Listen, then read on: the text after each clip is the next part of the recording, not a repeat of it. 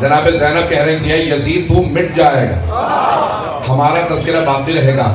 اب آپ کیونکہ اردو سے اتنے لطف اندوز ہو رہے ہیں، میں جملہ کہہ کے آگے بڑھوں گا، میں پیش کرنا چاہتا ہوں۔ عزیزان گرامی، یزید تھا، حسین ہے، جو مٹ گیا وہ یزید تھا، جو ہے وہ حسین۔ عزیزان گرامی، جناب زینب کبریٰ فرما رہی تھی کہ یزید سب کچھ تمہارا ختم ہو جائے گا، باقی رہے گا تو ہمارا ذکر باقی رہے گا۔ عزیزان گرامی، جب سارے کا سارا دربار رونے لگا نا، سب کے سب جناب زینب پہ ایمان لے آئے اور سب کہنے لگے ہم کہتے ہیں یہ بی بی باسمت۔ توجہ تو سنیے گا، جب سارا دربار کہنے لگا ہم کہتے ہیں یہ بی بی باسمت ہے، بی بی نے ایک مرتبہ یزید کو دیکھا، یزید نے گھبرا کے کہا میں نے نہیں مارا حسین کو۔ جو اب تک کہہ رہا تھا نا حسین باغی ہے، باغی واجب القتل ہوتا ہے، حسین کو مارنا صحیح تھا، اب وہ گھبرایا کہ ایسا نہ بغاوت ہو جائے، اس نے کہا میں نے نہیں مارا حسین کو، عمر سعد نے مارا تھا، عبید اللہ ابن زیاد نے مارا تھا۔ یعنی اب وہ اپنے درباریوں سے گھبرا کے کہہ رہا تھا میں نے نہیں مارا، یعنی مان رہا تھا جرم ہے، مان رہا تھا حسین کو مارنا جرم۔ جناب زینب نے سید الشہداء کے سر کو دیکھا، کہا بھیا گواہ رہنا، میں نے آپ کے قاتل سے اسی کے دربار میں اقبال جرم کروا دیا۔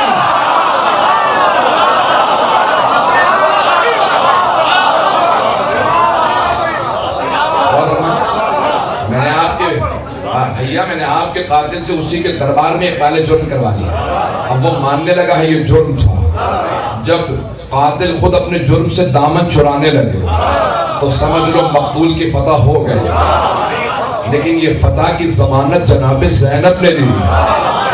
اب جب سارے کے سارے دربار والے جناب زینب کی عظمت کے قائل تھے کہ یہ بی بی باعظمت ہے، اب کیا کیا جناب زینب نے؟ بی بی فوراً رکی، جب سب کو منوا لیا نا میں باعظمت ہوں، جناب زینب کھڑی تھی، ایک مرتبہ اشارہ کیا امام سجاد کی طرف کا، قم یا سیدی و مولانا، توجہ، کہ اے میرے مولا، اے میرے آقا، اے میرے امام، کھڑے ہو جائیے خطبہ دیجیے۔ نہیں پہنچا سکتا، سارے مجمع کی توجہ، جب بی بی نے سارے مجمع سے منوا لیا نا کہ مانتے ہو میں باعظمت ہوں، مانتے ہو نا میں باعظمت ہوں، یہ میرا بھی امام ہے۔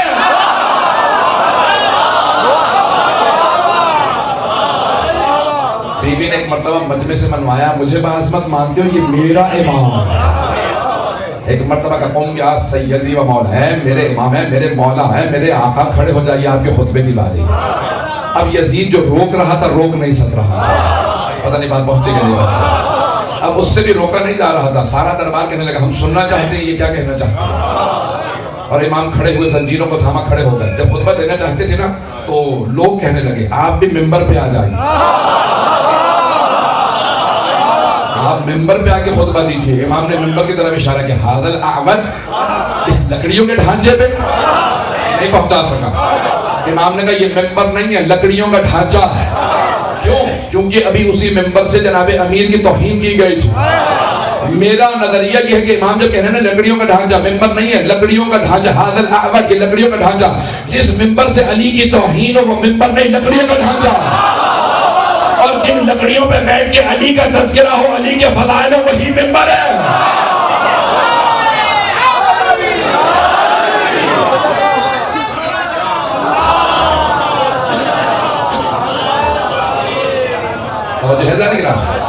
امام نے ایک مرتبہ ھذا الاعود، یہ لکڑیوں کا ڈھانچہ، اب سارے مجمع نے کہا کہ نہیں آپ تشریف لائیے، اب ممبر پہ آئیے۔ امام نے زنجیروں کو تھاما، ممبر پہ گئے، اور ایک مرتبہ جانے کے بعد کہا انا ابن مکہ و بنا، میں فرزند مکہ، میں فرزند بنا، زمزم ہمارا ہے، حجر اسود ہمارا، کوثر ہمارا ہے، مدینہ ہمارا ہے، انا ابن کعبۃ والقوسین ولدنا، میں اس آیت کا بیٹا ہوں جس آیت میں لکھا ہے کہ محمد مصطفیٰ معراج پہ گئے جہاں فرشتے رک گئے، اور اس منزل سے آگے صرف پیغمبر گئے، میں اس محمد کا بیٹا ہوں، میں علی مرتضیٰ کا بیٹا ہوں، میں حسین ابن علی کا بیٹا ہوں۔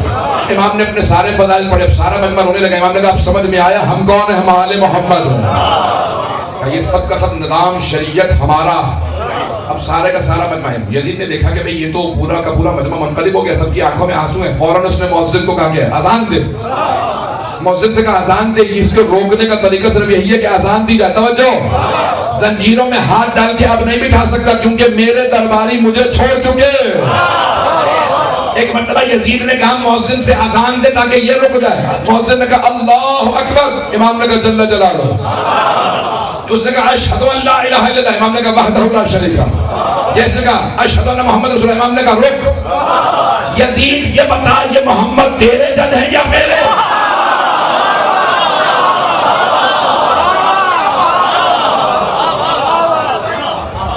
اب یزید سر پٹانے لگا کہ میں نے اذان پہ دلوائی، تو وہ انہی کے حق میں چلے گئے. امام نے کہا بتا یہ تیرے جد محمد ہے یہ ہمارے جد؟ اس نے کوئی جواب نہیں دیا. امام نے کہا تیری خاموشی بتا رہی ہے تو جانتا. امام نے کہا اگر تو کہے گا نا تیرے جد ہے تو تو جھوٹا، اور اگر تو کہے کہ ہمارے جد ہے تو یہ بتا ہمیں قیدی کیوں بنا ہے؟ مجمع منقلب ہونے لگا. ایک یہودی اسی دربار میں موجود تھا، کھڑا ہو گیا. کہا یزید تو نے کہا تھا یہ باغی ہیں، یہ تو تمہارے نبی کے خاندان والے ہیں. اور یزید جناب موسیٰ کے نسل سے اگر ہمارے درمیان میں کوئی موجود ہوتا، یہودی کہہ رہا ہے، کہا کہ اے یزید اگر ہمارے درمیان میں جناب موسیٰ علیہ السلام کے نسل سے کوئی موجود ہوتا تو ہم اس کی تعظیم کرتے. نسل سے بھی کوئی ہوتا، کئی سو سال گزر چکے تھے اس وقت، اب تو کئی ہزار سال ہو گئے، کئی سو سال کئی ہزار سال ہو گئے جناب موسیٰ کو گزرے. اگر ان کی نسل سے کوئی آدمی ہوتا تو ہم اس کی تعظیم کرتے. او مسلمانوں خود سبق نہیں ہے تو یہودیوں سے سیکھ لو. کہ اگر جناب موسیٰ کے نسل سے کوئی ہوتا ہم اس کی تعظیم کرتے. یہ نسل سے نہیں ہے، یہ تو ڈائریکٹ تمہارے نبی کی نواسی ہے، اس کا تو کوئی فاصلہ بھی نہیں ہے. یہ نسل نواسی نہیں ہے، مستقیماً نواسی ہے، بڑا قریب کا رشتہ ہے. اور یزید یہ تمہارے نبی کی نواسی ہے، تو قیدی بنا لایا. یزید نے فوراً اس یہودی کو دیکھا، سپاہیوں سے کہا اسے باہر لے جاؤ قتل کر دو. اس یہودی کو قتل کر دو. ایک عیسائی کھڑا ہوا، کہا او یزید جناب عیسیٰ نے شادی نہیں کی، 33 سال کے تھے آسمان پہ اٹھا لیا گیا، انہوں نے شادی نہیں کی تھی. اگر عیسائیوں کے درمیان جناب عیسیٰ کی سواری ہی ہوتی تو ہم عیسائی جناب عیسیٰ کی سواری کی بھی تعظیم کرتے.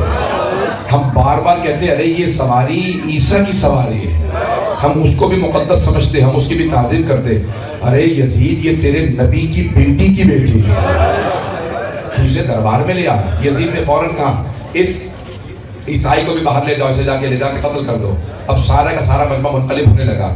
کہا ارے ہمیں تو بتایا گیا تھا یہ باغی ہیں، یہ تو آج پتہ چلا رہے ہیں اہل بیت رسول خدا. عجیب و غریب کیفیت تھی. آل محمد پہ بڑے بڑے ظلم ہو.